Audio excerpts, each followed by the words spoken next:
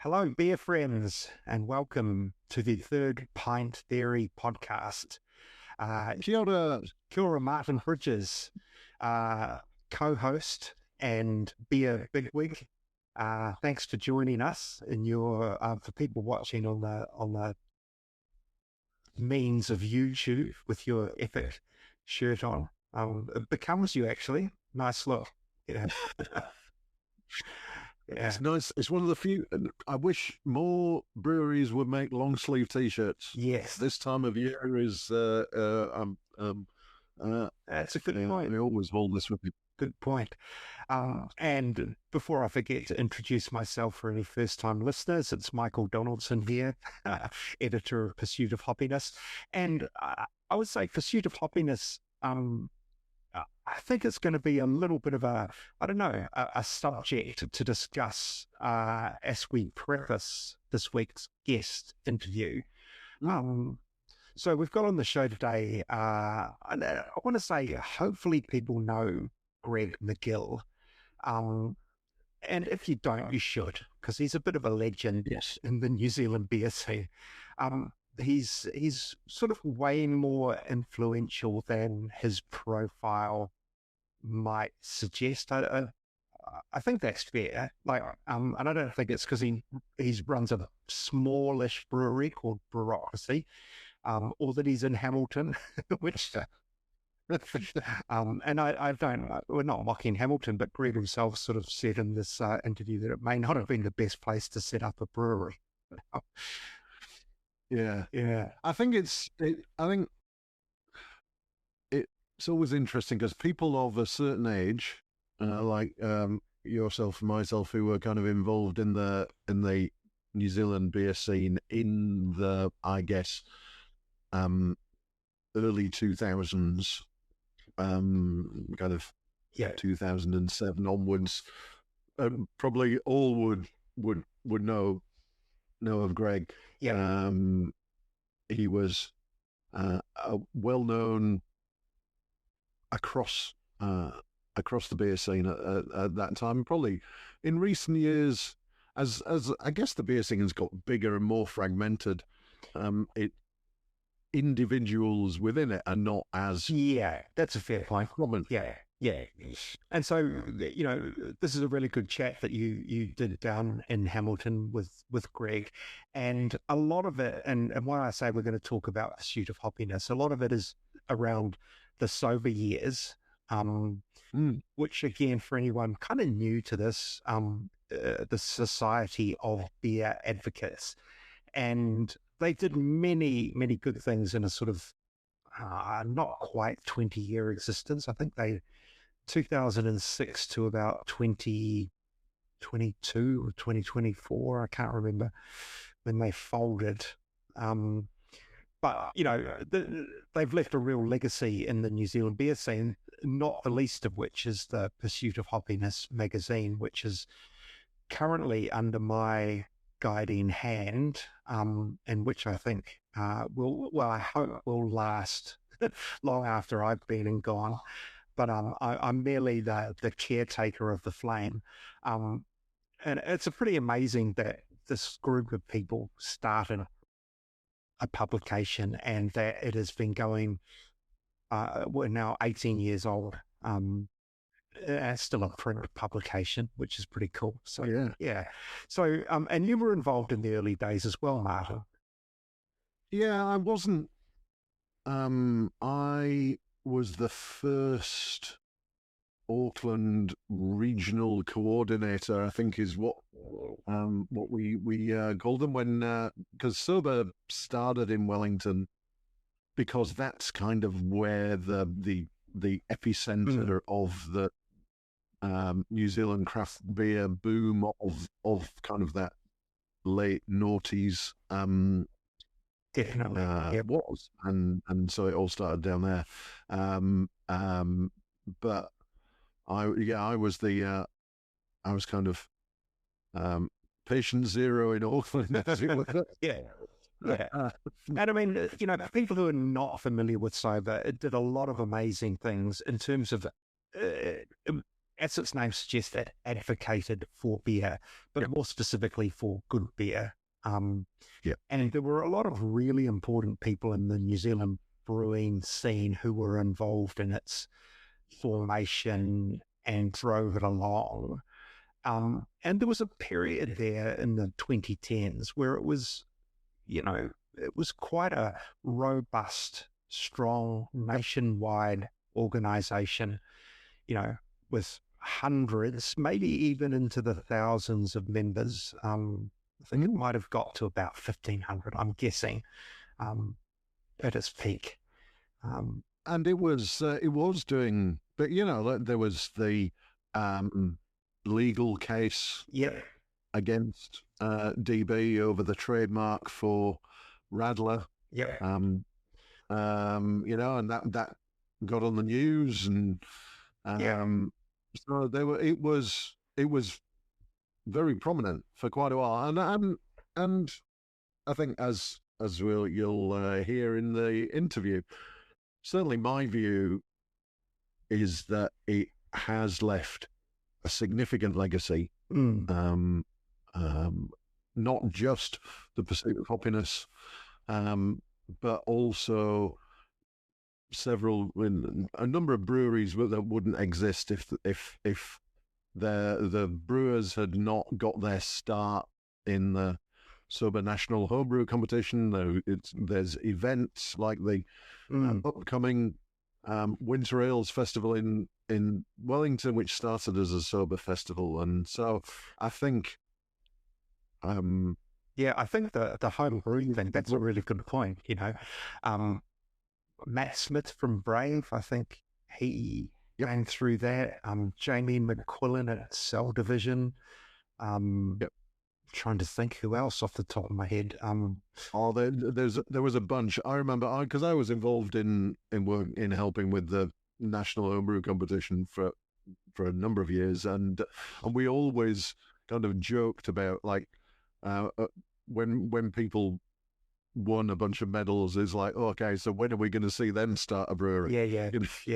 It did feel like people won a bunch of medals, won a couple of awards, and then next thing you know, there was either a contract brew situation happening, or even fundraising for Stainless and for actually building a brewery. So I think it definitely paved the way and gave some visibility to people, and gave them something to be able to say, I can start this brewery because look, my beer has been judged and is good. It's not just me saying, and my mates from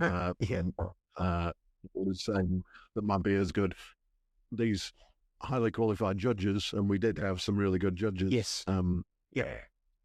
Say it is. Yeah, I mean that's another interesting thing that we that you talk about in this interview.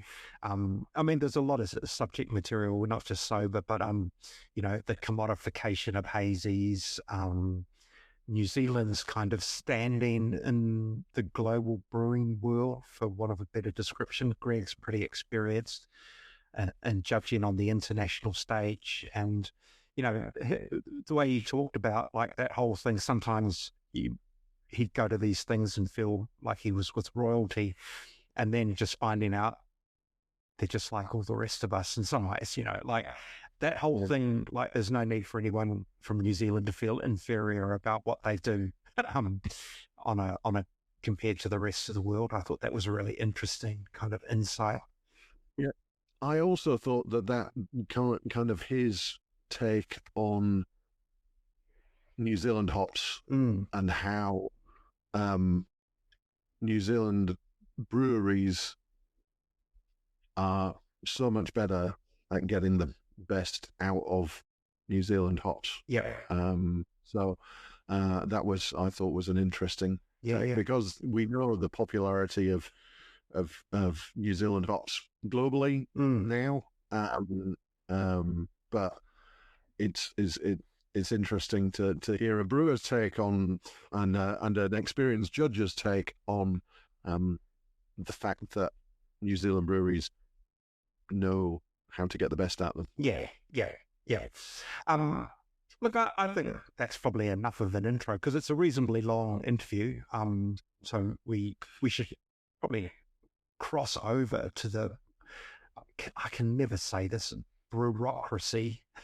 The tap room. Hey? In a little industrial estate in the outskirts of Hamilton.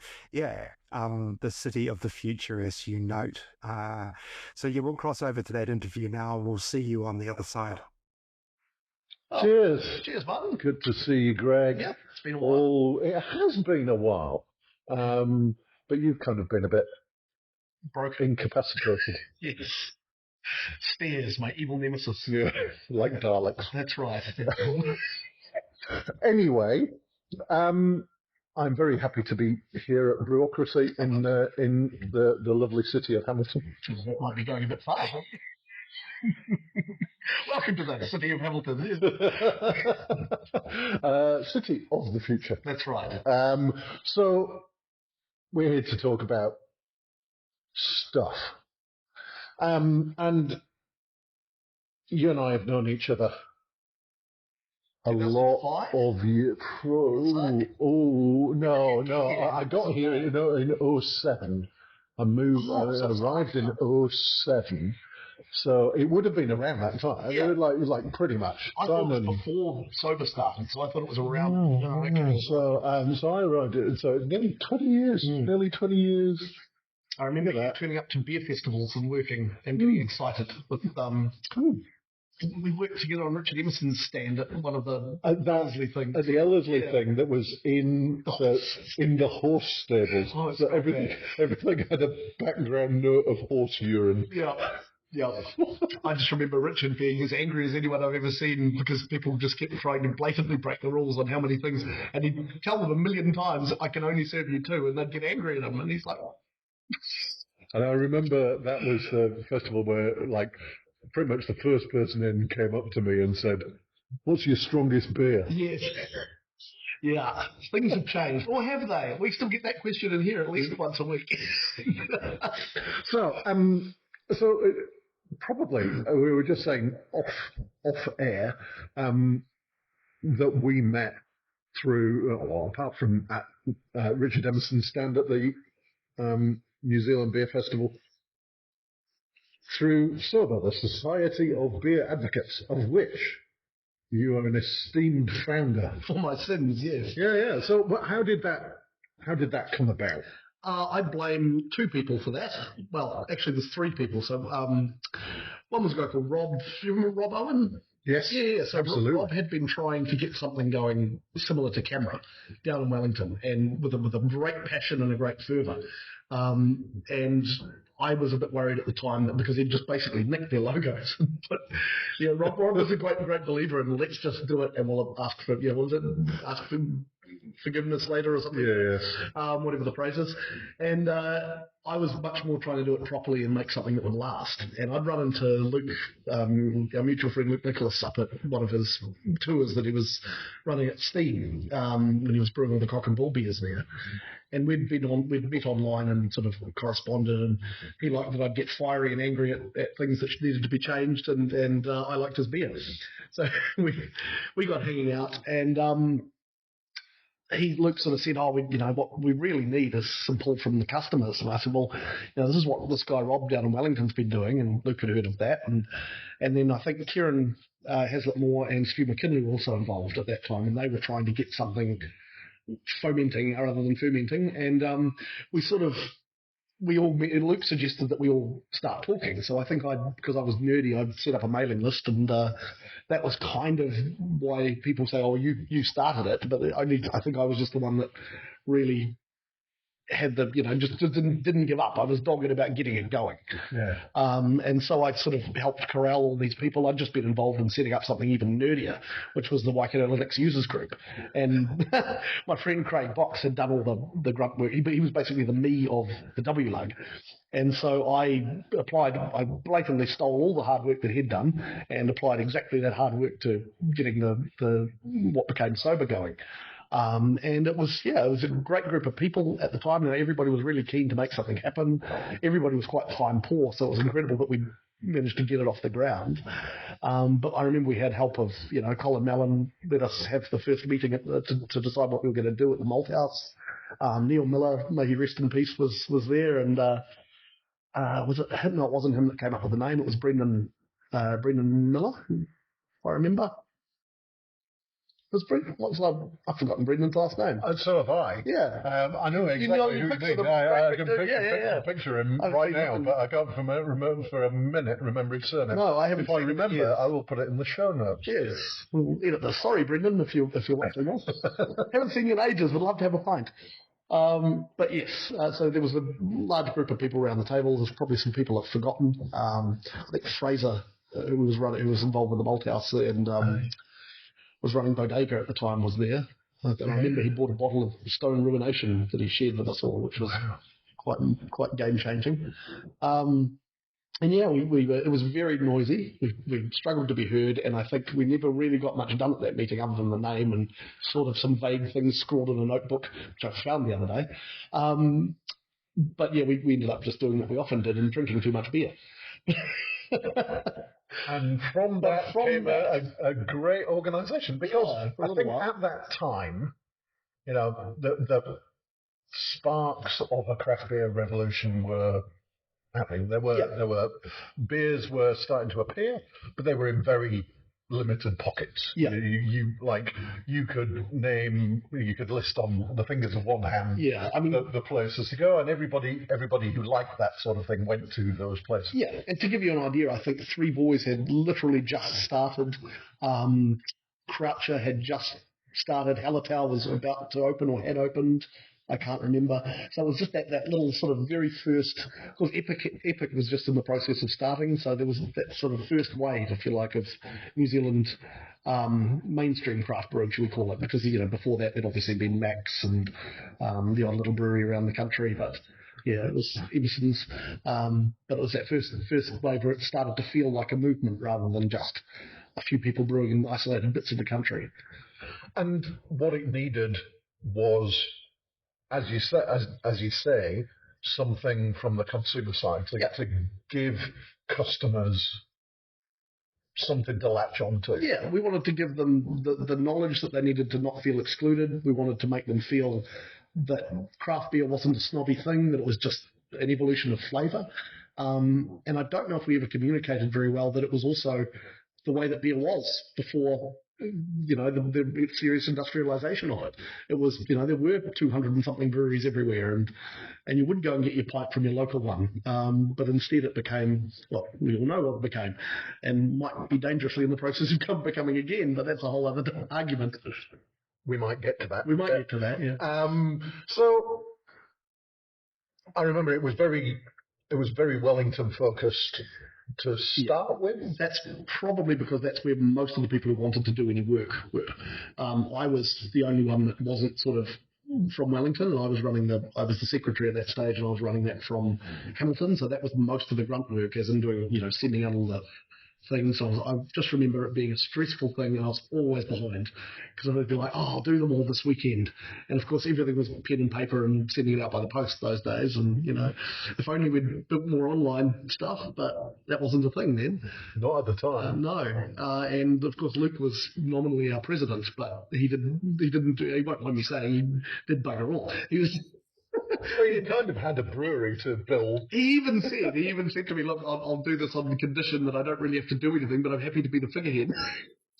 And the figurehead he was, because he was known in the industry. People knew him. And it was good to say, well, look, this is our president's someone credible. We're not just this band of nutcases who like to drink beer. Yeah. And Epic was probably the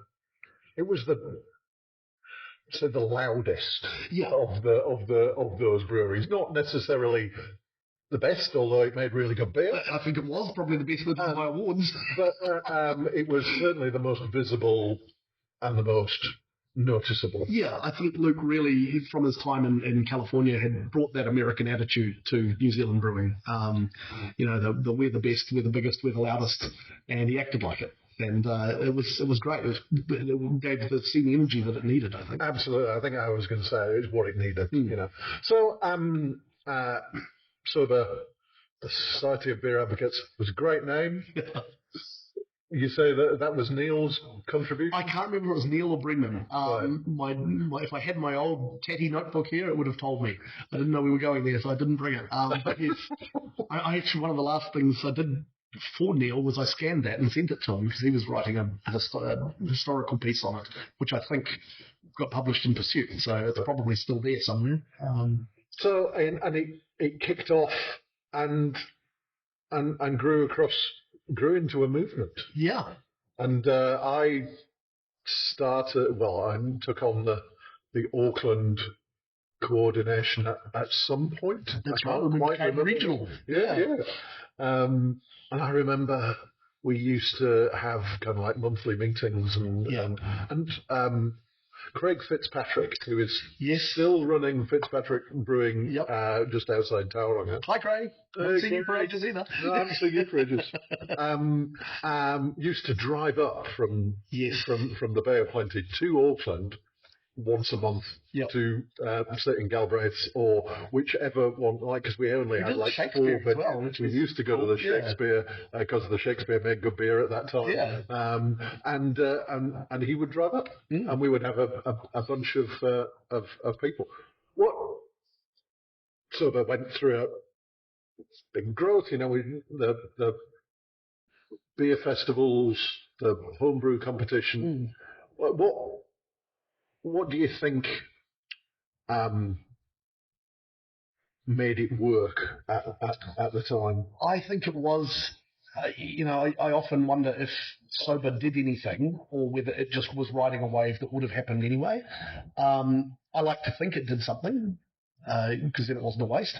But it was great. I mean, the homebrew competition, which I think again was started by Brendon and Stu and Rob. And Kieran was judging down there, and then we moved it up here because it was getting too big for those guys. They didn't have the time. We moved it up here.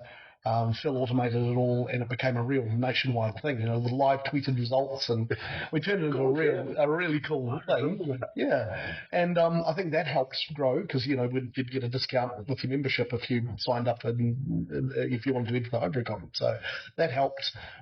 Pursuit was going strong. It was in every bar in the country, and it just felt like a great time. It felt like everybody was on board, moving in the same direction, and having a lot of fun doing it. But again, I'm not sure if it would have happened anyway. If I can ask you a question, what do you think? I think it did have. I think those things might have happened anyway, but they were more likely to happen because there was that group of people and that organisation behind it to make it. So, for example, I started and ran for a few years City Vale's, which was their festival. Awesome. It's still one of the best festivals there has been.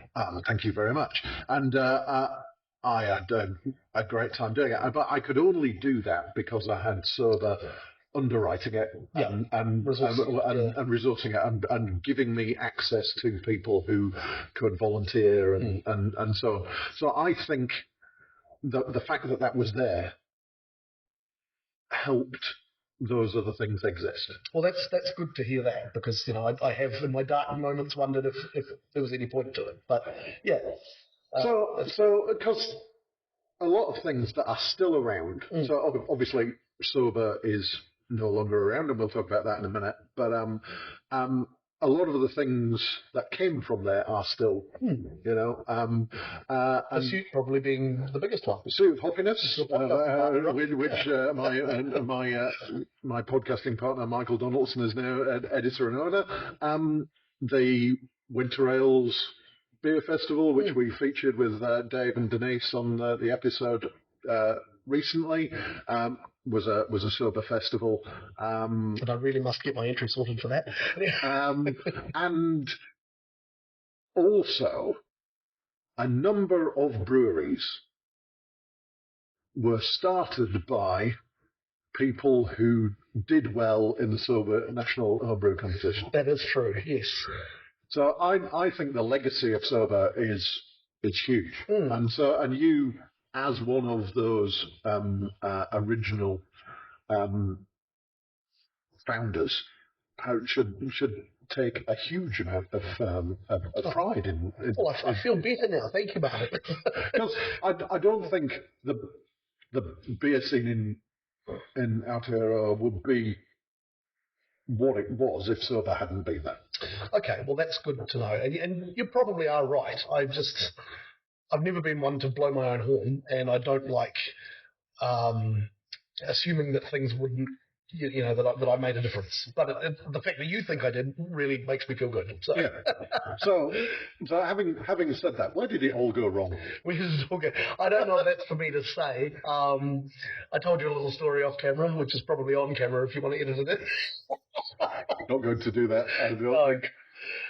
Where did it all go wrong? I firmly believe that it became something that just kind of lumbered on under its own momentum without direction and without realizing what problem it was trying to solve. For example, all the lovely, like especially in Wellington, it was full of very enthusiastic, very lovely people. I think of Steph and Johnny, who took over all the hard work of running it down there. Yeah. Steph even organised a big meeting that I think you guys kept having. I think I went to the first one, big strategy meeting, and it continued on.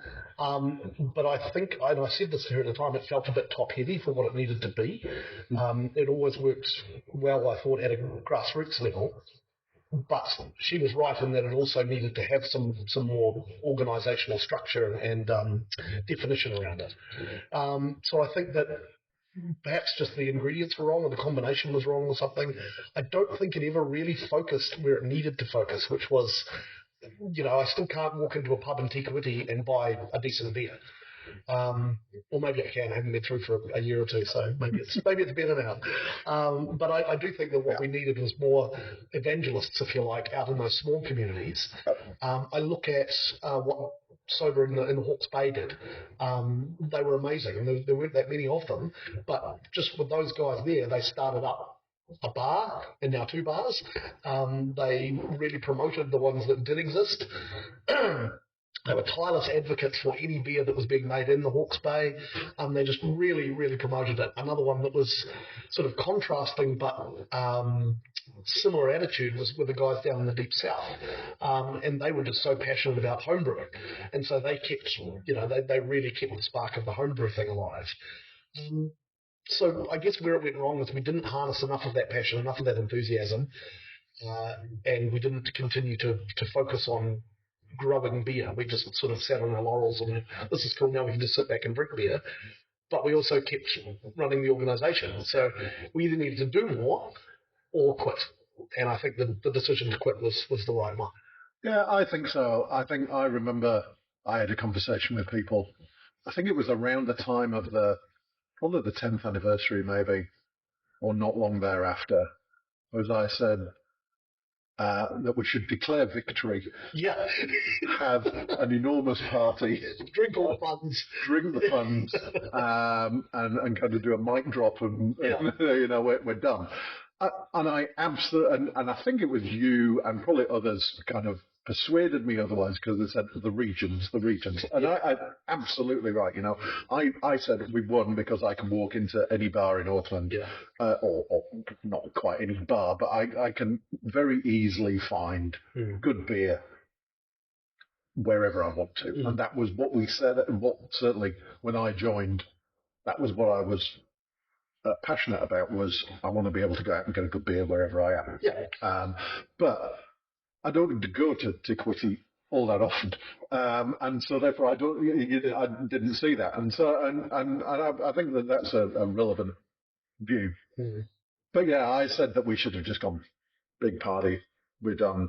We're out of here. And don't get me wrong, I do think that was a magnificent idea. And unfortunately, it kind of rumbled on for a few more years, and kind of it eventually came to an end. And I think that, but I do think, looking back, it had an effect. I think, as I say, we wouldn't be where we are now if it hadn't existed. So Okay. thank you for doing that. Well, you're welcome, and thank you, And also, and Brendon and Kieran, and absolutely, and it kind of brought us together as friends, which is also a good thing. Yeah. So. We've even brewed beer together, man. We have even brewed beer together here in this the very brewery. I keep thinking, when are we going to do that again? Yeah, we keep.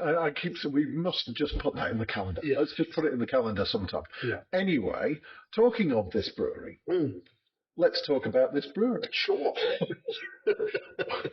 Why? That is a question I have struggled with.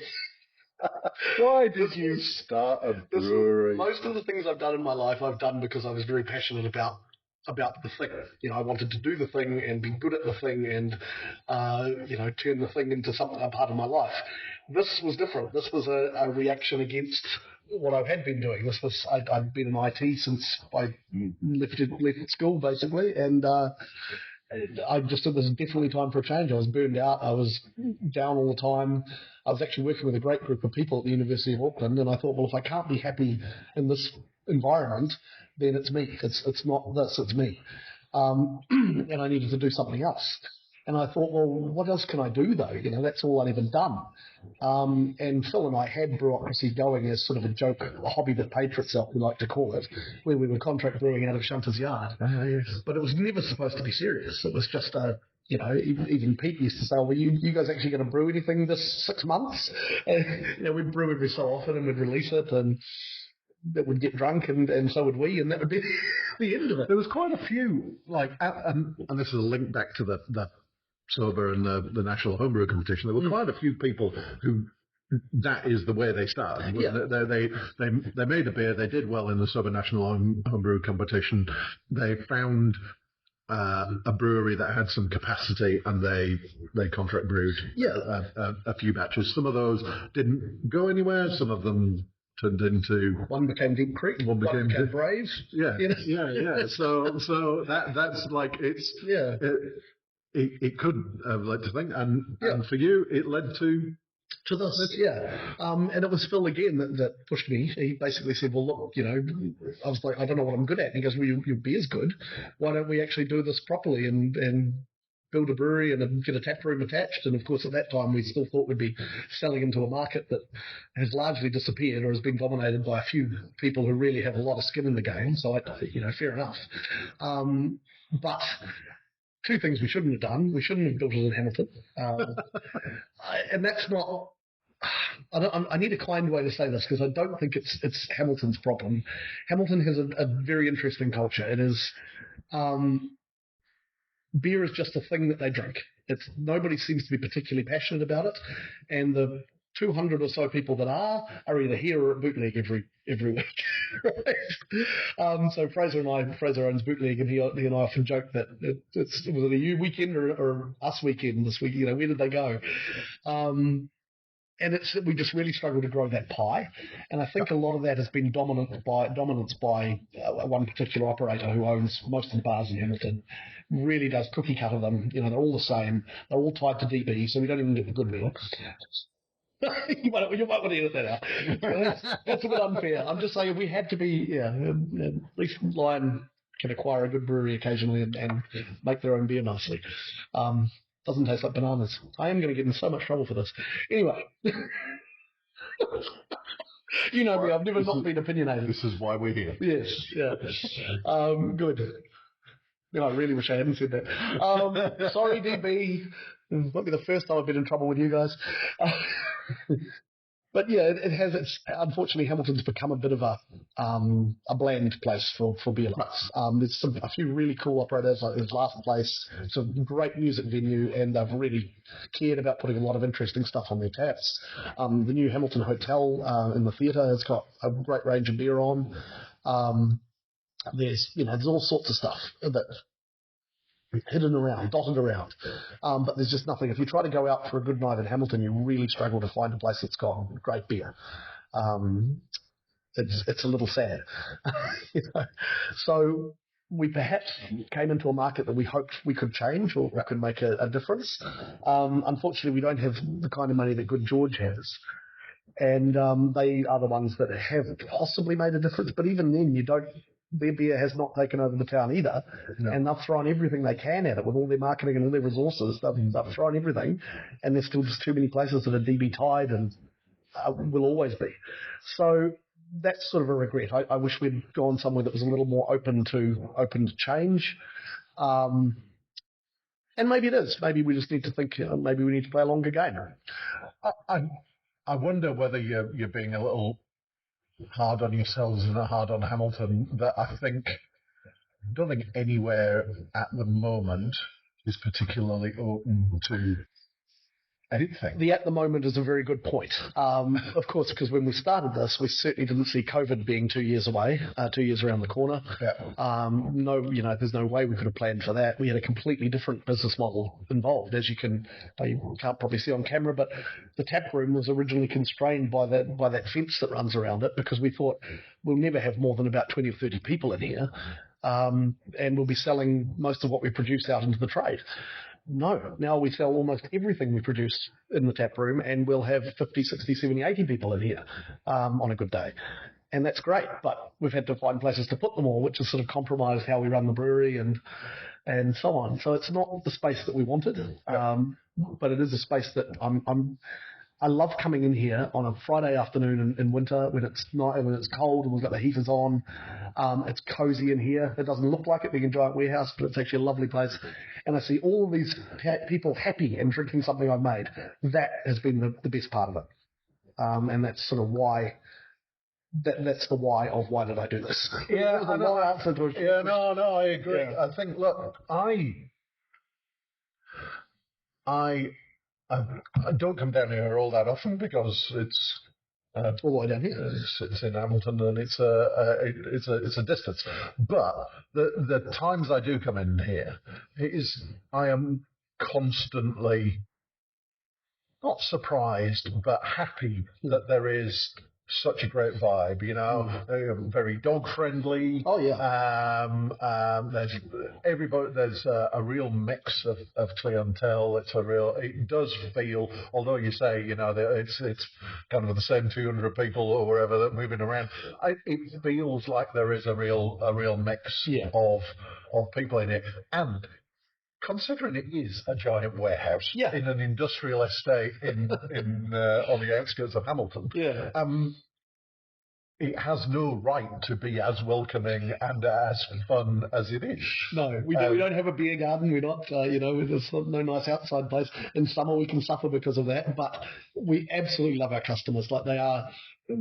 We call them a village. They kind of are a village. We know most of them, well, all the regulars we know well. In fact, I drink with them a lot of the time. They're just great people to hang around with. And, we've always made sure that the person on the other side of the bar, because it used to be Alex and I for a very long time, and then we decided we needed a bit of a life. So we started hiring a bar manager, and we've always tried to make sure that person is the community, the father or the mother of the tap room kind of thing. And we've got Denise at the moment who does a fantastic job of that. She's just, everybody's auntie, basically. I think it has, you've found a way to make it work. Yeah. And I agree with what you were saying, that it's not what you expected to have.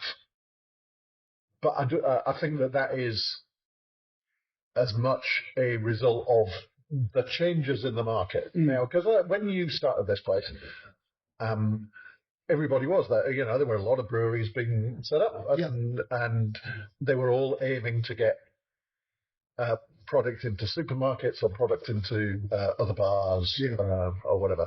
And now, the only ones who, it feels to me, the only ones who are surviving and thriving are the ones who have their own venue, or they have the scale, or the scale to operate at that big level. Yeah, and I think that you've created a venue that really works, and you're also making some bloody good beer. Oh, thank you. You're always quite good at that, I seem to remember. I remember you loving my old homebrewed English IPA that I used to do. Do you remember it ain't half hot one by? Oh, I remember that beer. I'm actually going to bring that back at some point as a recipe here. I've been threatening for years and just never found the right time for an English IPA on tap, but I think that time might be soon. I think it might, I think that, let's talk about kind of the state of the beer scene in New Zealand at the moment.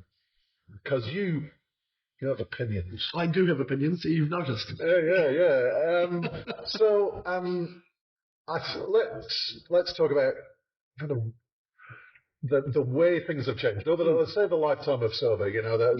When at the beginning of SOBA, there was a very limited set of breweries, and they made a fairly limited set of styles. See, I'd push back on that. I don't think they did. I think we think that because there just seem to be more styles these days, right, that we're aware of. But I think they did quite well. And there was diversity between breweries. You'd have Emerson's who made a lot of traditional English styles, and you had Epic who made American hoppy styles, and you had some crazy farmhouse stuff, and you had there were breweries popping up that were making niche things in niche ways, and also just some really old school places like you think of the likes of Roosters down in Hawke's Bay, right? You'd go and you get your 7% Haymaker lager, and it was great. And it was there because it was strong for those customers who know what's your strongest thing on tap. It's funny, these days we don't think much of 7% beer. No, that's totally standard. Yeah. So I think the diversity was there. I think what's happened is something I always worried would, and sort of preached a lot about at the time to either ridicule or deaf ears, which is if we're not careful, we're going to end up with Lion Red being Lion Red again everywhere, except this time it'll be a hazy IPA. And there'll be 1,000 of them, and they'll all be pretty much the same, and everyone will pretend that they like them because that's what you drink.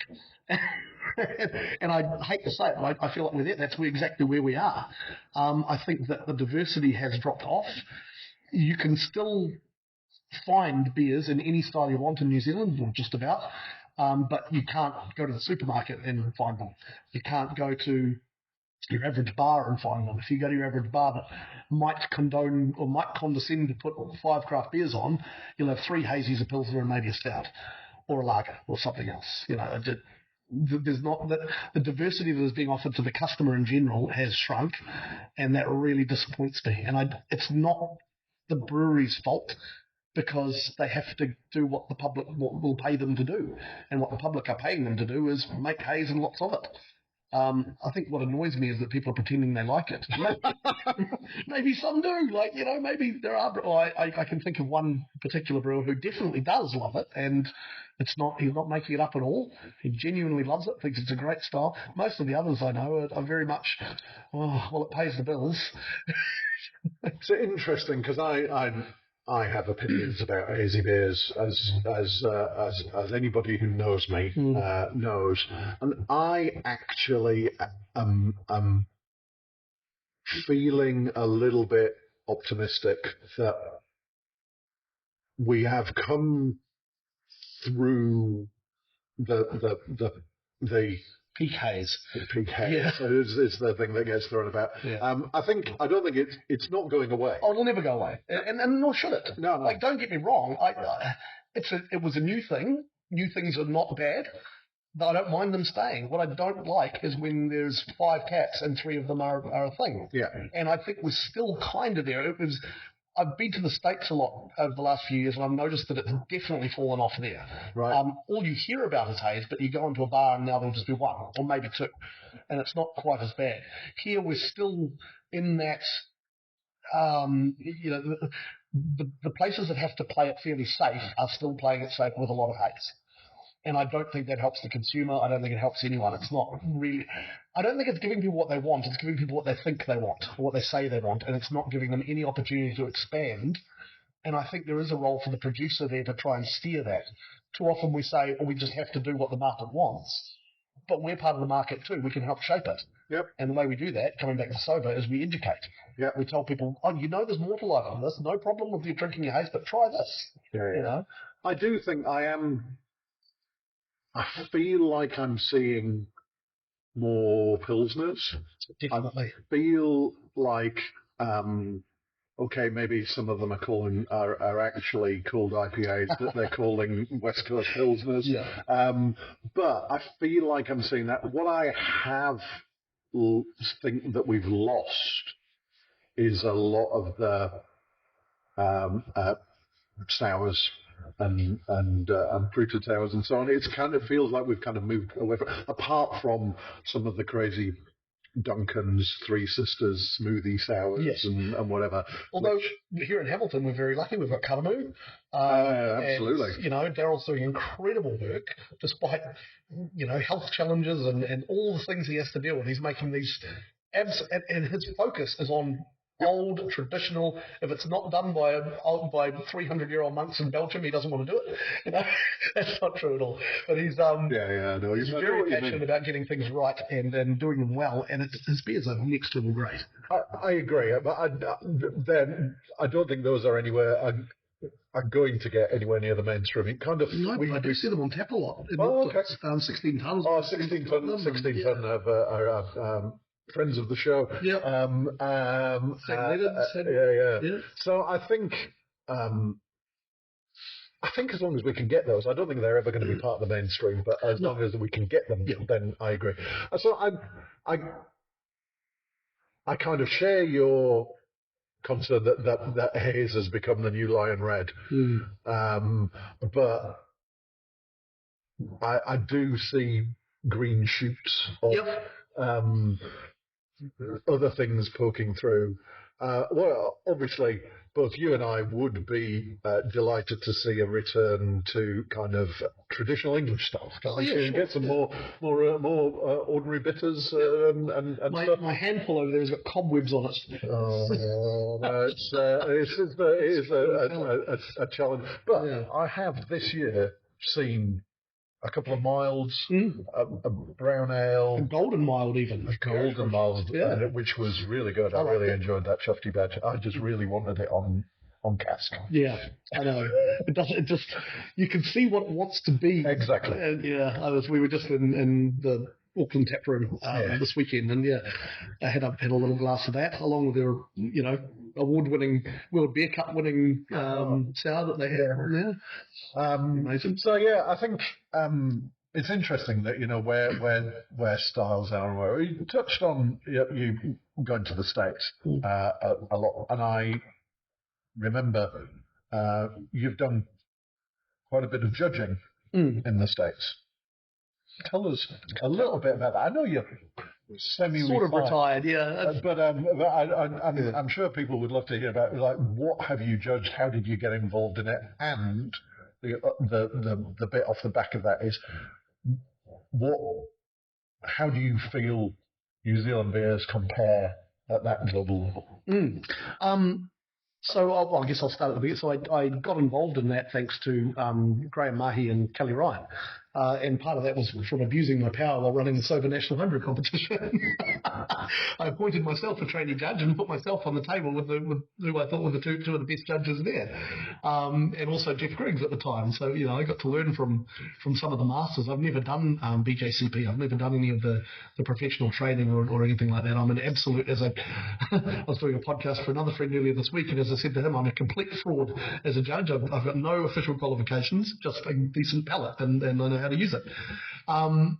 But anyway, so I ended up, he said, well, Kelly Ryan said to me, you'd do all right at World Beer Cup.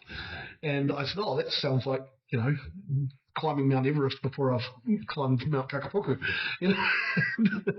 And he said, no. He said, you just need a couple of referees. And I think it was him and Jeff Griggs and Graham Mahi, who had all judged at World Beer Cup and agreed to stump up for me. They just said, don't suck. Make them look bad. And so I got into that. That was around, I think that was 2014 was my first World Beer Cup. And if they like you end up getting an invite to do the Great American Beer Festival as well. So I got a couple of those. I was lucky enough to do 2 of those. So over the space of about 10 years, I did 5 World Beer Cups and 2 Great American Beer Festivals, and they are like nothing else. Like, judging them is incredible.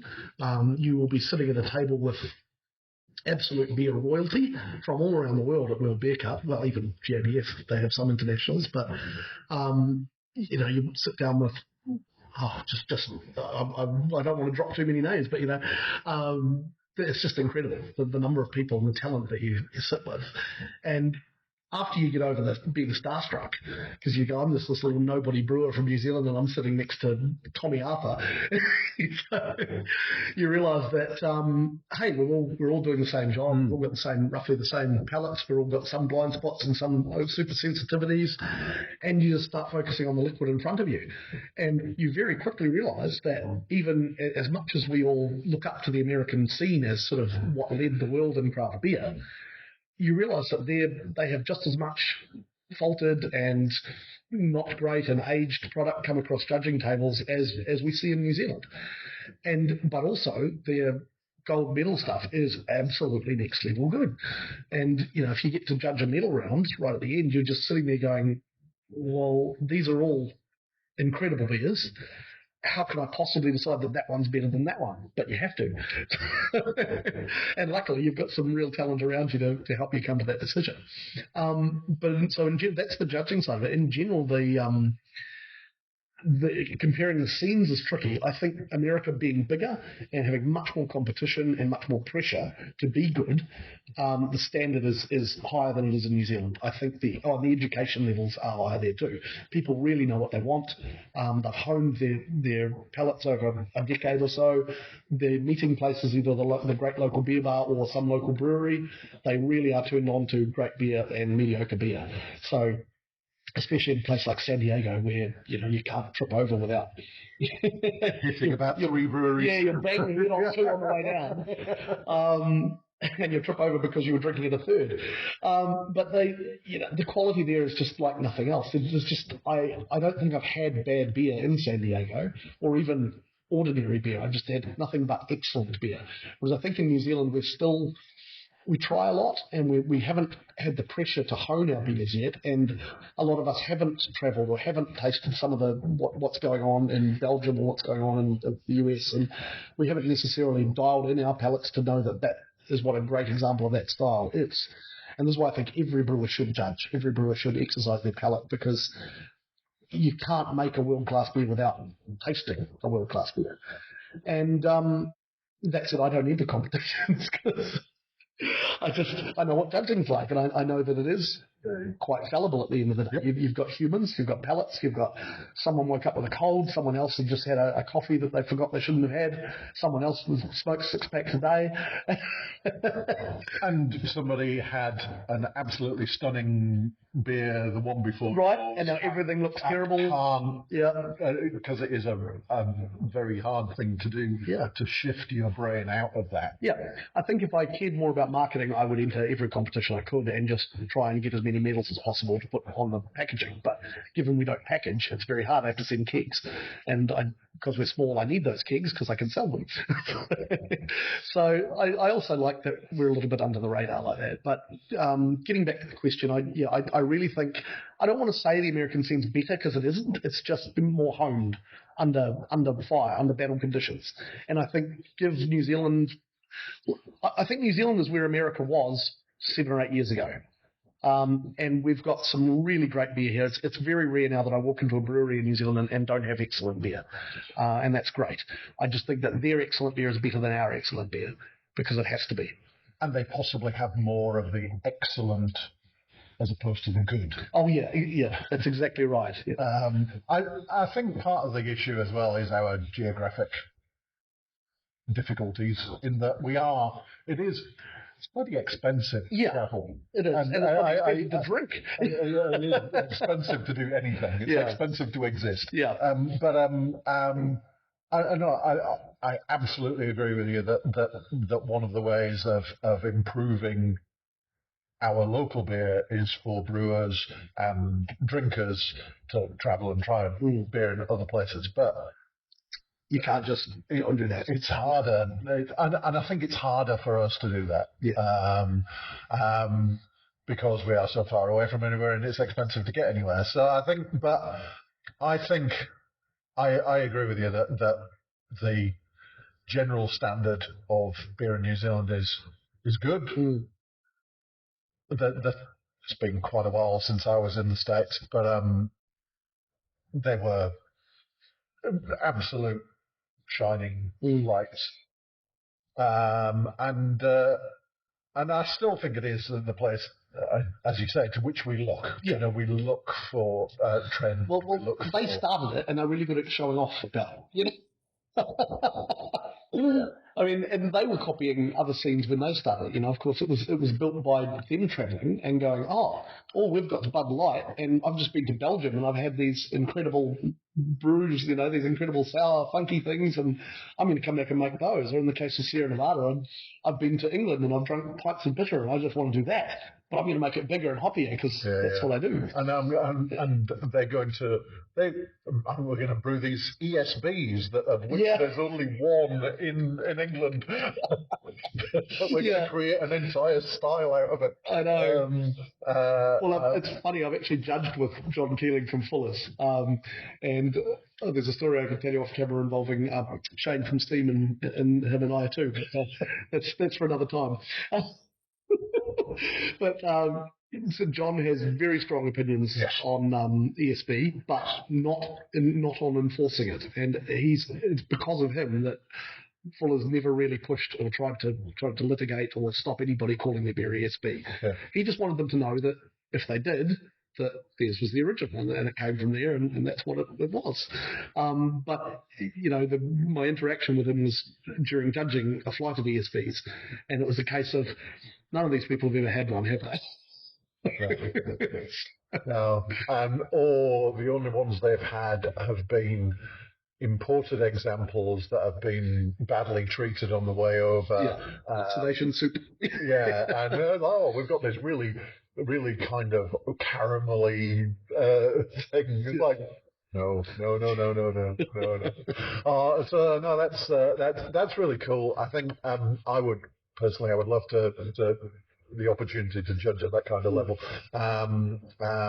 because I agree. It's the way you learn is by testing yourself against the best. Yeah. So I'll tell you what we do better than everybody other than America though, and it's probably because we're used to them. But we've got world leading hops here, the ones that they wish they had.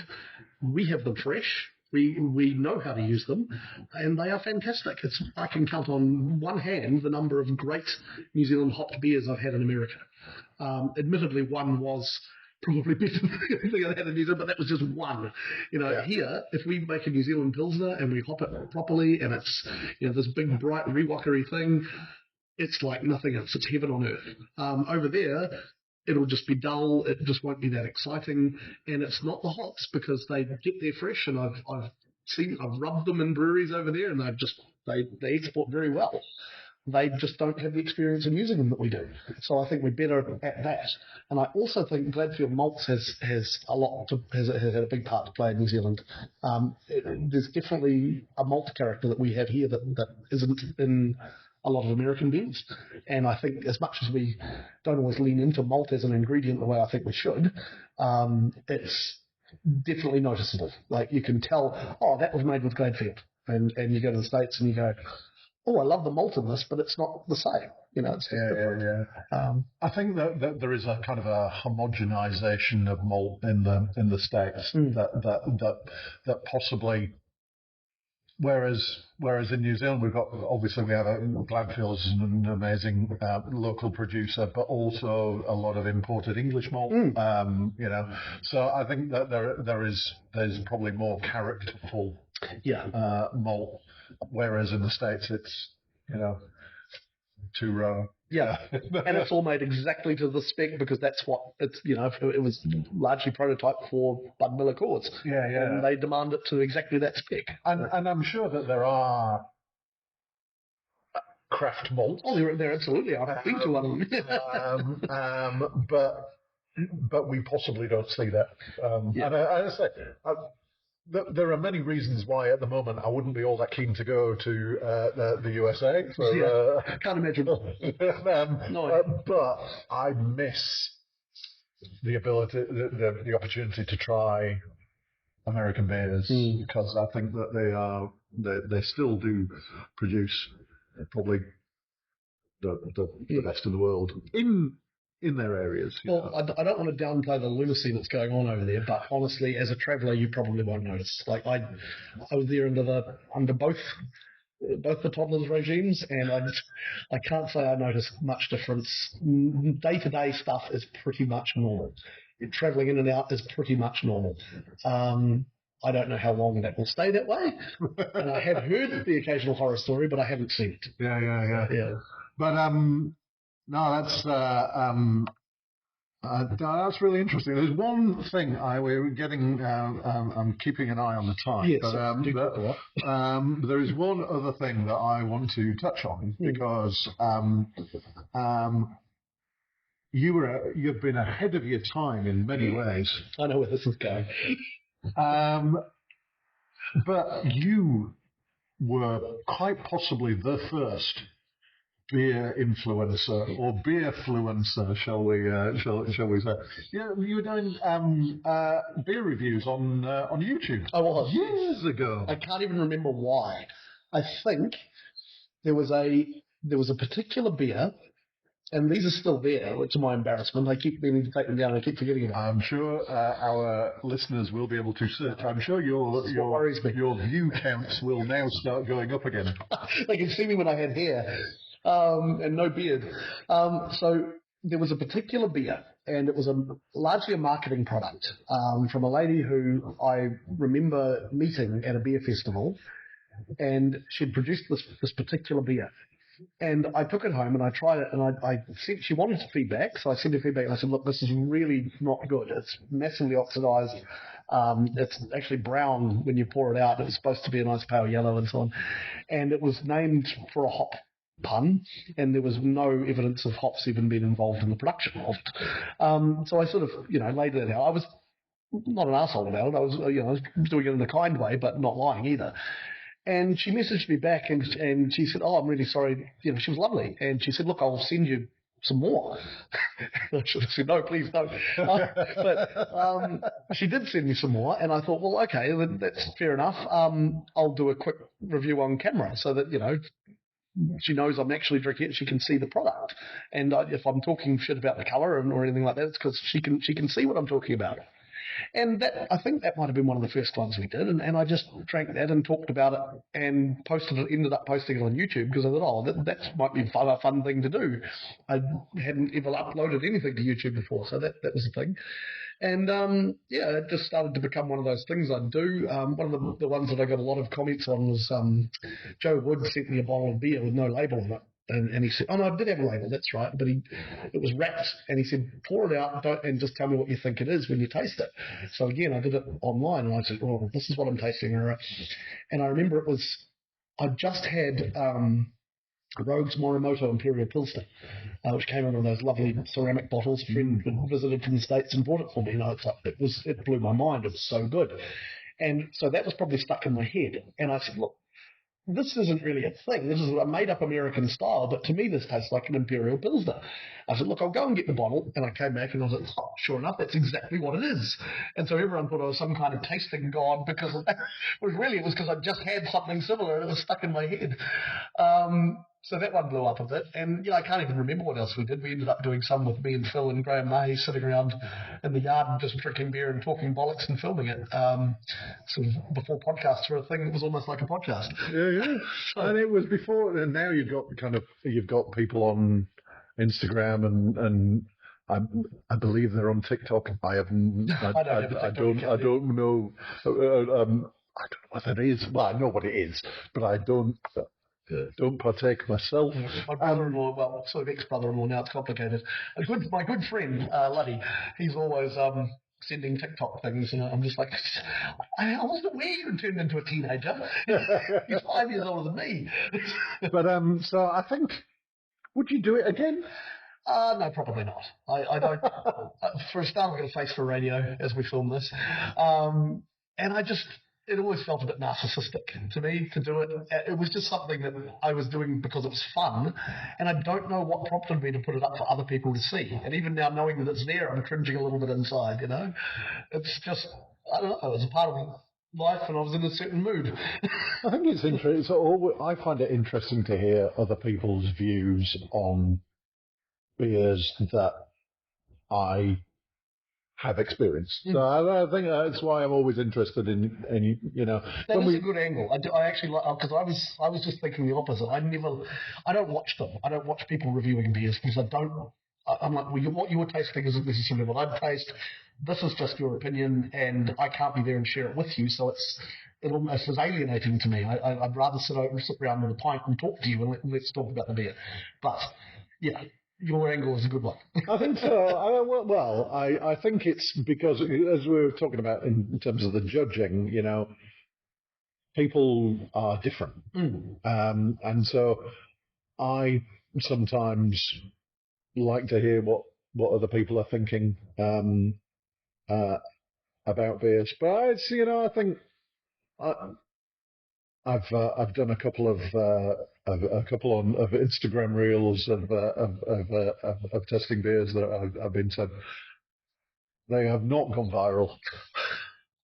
It's not going to change my life. Well, do you need me to come and do one with you? Oh, possibly. From my 20-year-old beer reviews, maybe everyone's just been waiting for that to come. Absolutely, I'd say maybe everybody's just waiting for you to make a comeback. Look, we could rattle on about this all day. There are so many things that you have well thought out opinions on. I trust your judgment on many things. There are several things I don't trust your judgment on.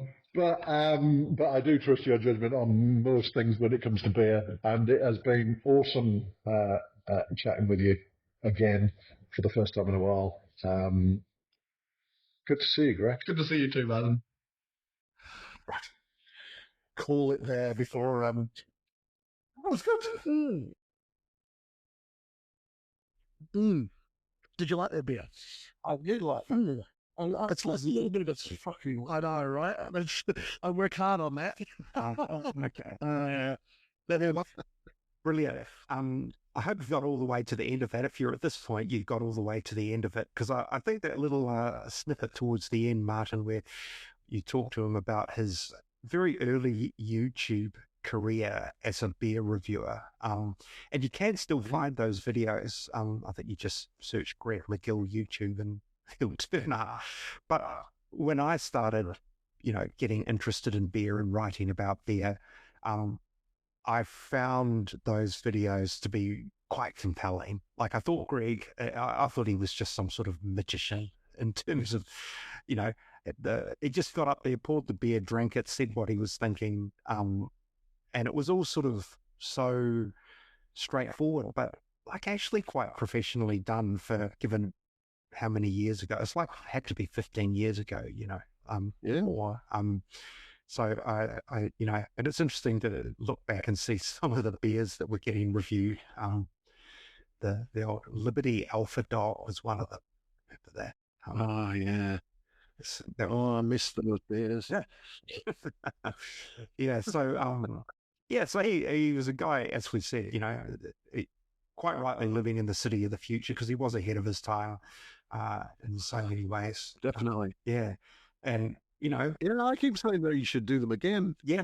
I think it's interesting because I'm not aware of much kind of YouTube beer content in New Zealand. I know that there is some limited kind of Instagram shorts and those kinds of things. I may have done one or two of those myself. But globally, I think that the shift seems to have been to the short form video formats, to the TikToks, the Instagrams, and so on. But I think that there is still a place for people thinking about beer and talking about it. As I say, Greig had this kind of the confidence to be able to talk about a beer without knowing what it was and say and explain it, which is always that is always fraught with danger. Yeah. As taste and aroma is so subjective, and you can get things wrong very quickly and look like a complete fool, or you can look like a complete genius. Yes, as Greg did. Yeah. He absolutely was a genius. Continues to be. And I remember one of the early beers that he brewed professionally was it was called Bean Counter, which was a vanilla porter. Having that at a Beervana one year, and that was another one that was a little bit ahead of its time because people weren't really adjuncting their darker beers the way they do now. You tended to get more straight porters and stouts, and that was, if it didn't win a People's Choice, it got really close. Because it was such a cool beer of its time. It was so different. But there might be one comment in there that's quite interesting, I think. And I call it the commodification of hazy. The fear that they all start to taste the same after a while. That whole biotransformation character, everything's just a tropical fruit. It's just a continuous expression of the same thing with different labels on it. And Greg's, I guess, suggestion, it's the new DV. It's or the new Lion Reds is like everything. Everything's a hazy and they all taste the same. Yeah. Or instead of being, they're all a kind of slightly amber lager. Yes. Yeah. But now they're just a hazy pale. I think I see what he means. Yes. I think that we've kind of shifted. I think we've possibly skipped past that point. I think that we're now into a bit more. There are still lots of hazy beers out there. Still lots of hazy IPAs. Still lots of hazy pale ales, and so on. But I think that we've kind of gone past that. It just has to be hazy. Yeah, I think you're right. I think there's more nuance and more diversity there. Greg's a bit of a cynic, I think, as am I, as are a lot of people who've been around beer for a long time, I guess. And like you, I'm not the biggest fan of hazies, but I do think there are an increasing number that are quite interesting. As opposed to just being the same kind of flavor profile. But, that thing about Lion Red and, that period in New Zealand where all the beers were kind of the same, roughly. Jack Griggis, who was another kind of founding father in the whole SOBA movement, I remember him telling me the story when he first came to New Zealand and seeing an ad for Lion Red, which was, I think if some guy goes into a bar and he asks for another product that's not Lion Red, and the punchline is there's only one beer we drink around here, mate. And Jeff's view was that they didn't actually appreciate the irony of that statement, because there was, to him as a recently immigrated Englishman, there was only one beer. It's just, They had different labels on it, but it was all the same. Yeah. Anyway, so yes, the what you call it, the unified theory of hazy might be it's worth debating, but I think there is definitely more complexity there, I think. And another interesting point that I thought was basically along the lines of the best New Zealand beers are as good as, the best American beers. And there are plenty of American beers with lots of faults in them, but just saying the intense competition in America and I guess a more evolved system, their very best are sort of the elite kind of thing. And I just say it all the time. I think New Zealand beer is really, really good. And I quite enjoyed getting that sort of endorsement of that thinking. We don't necessarily look to America anymore and try to copy everything that comes out of there. I guess that's more where I'm going with that. So yeah, no, I think you're right. I think you're absolutely, and it did feel like in that kind of early 2010s, maybe, that it was, we just looked to what is the States doing, and we should be copying that. And I think that was maybe because we did get probably more imports around that time. Beer Without Borders were bringing fresh beers from modern times, and Stone and people like that. Pelican, I remember, yeah, Pelican, Rogue, Flash, Rogue, and we were exposed possibly to a lot more of that, and therefore that did kind of drive the desire to copy that. And now possibly these days I rarely see a US import. No, that's true. Yeah, I think you do. There are still I don't see any direct US imports. We still see grey market stuff pop up. But I'm always slightly wary of the quality and the provenance of some of that stuff. Yeah. Therefore, I don't go and dig it out. But so possibly we don't see as much of that, and so then maybe that's fine. But also because I think the New Zealand industry has grown up and matured, and we can look to ourselves for what we should be doing next, and so on. So. And I think, as Greg mentioned, and that's it's a segue into the next part, which will be with Doug Michael from Gladfield Malt, and he talked about the arrival of Gladfield into the New Zealand scene, and that just different malt, fresher malt that people get from Gladfield, and combine that with his other comment about New Zealand hops and a better understanding of those New Zealand hops. So instead of relying on imported malt and imported hops, because there were a lot of American hops coming into the country, everything's more beer is made with more local ingredients. And so that drives a way of thinking, not just around how things taste, but actually about what you're doing with those products.